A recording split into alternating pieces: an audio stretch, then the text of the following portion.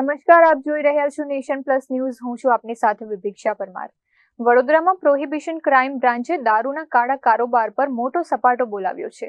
Sayajiganj police સ્ટેશનની હદમાં આવેલ પરશુરામ ભઠ્ઠા પાસે પીસીબીએ દરોડો પાડીને વિદેશી દારૂનો મોટો જથ્થો ઝડપી પાડ્યો છે. વડોદરા પીસીબીની ટીમે પરશુરામ ભઠ્ઠા પાસે આવેલી એક કેબિન અને મોપેડ પર દરોડો પાડ્યો હતો, જ્યાંથી પોલીસને અંદાજે 14 પેટી જેટલો વિદેશી દારૂ અને બિયરનો જથ્થો મળી આવ્યો છે.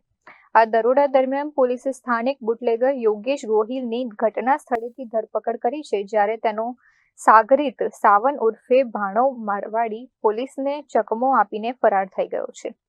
પીસીબીએ દરોડા દરમિયાન વિદેશી દારૂ, મોપેડ, મોબાઈલ અને રોકડ રકમ મળીને કુલ ₹1.59 લાખનો મુદ્દામાલ જપ્ત કર્યો છે.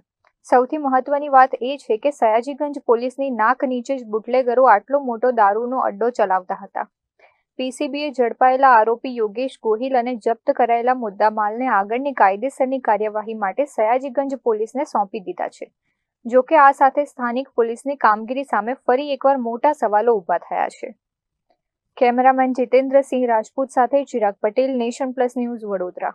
સમાચારોના સતત અપડેટ મેળવવા માટે અમારી નેશન પ્લસ ન્યૂઝની યુટ્યુબ ચેનલને સબસ્ક્રાઇબ કરો, બેલ આઇકન દબાવો અને જોડાયેલા રહો ફેસબુક, ઇન્સ્ટાગ્રામ અને ટ્વિટર પર.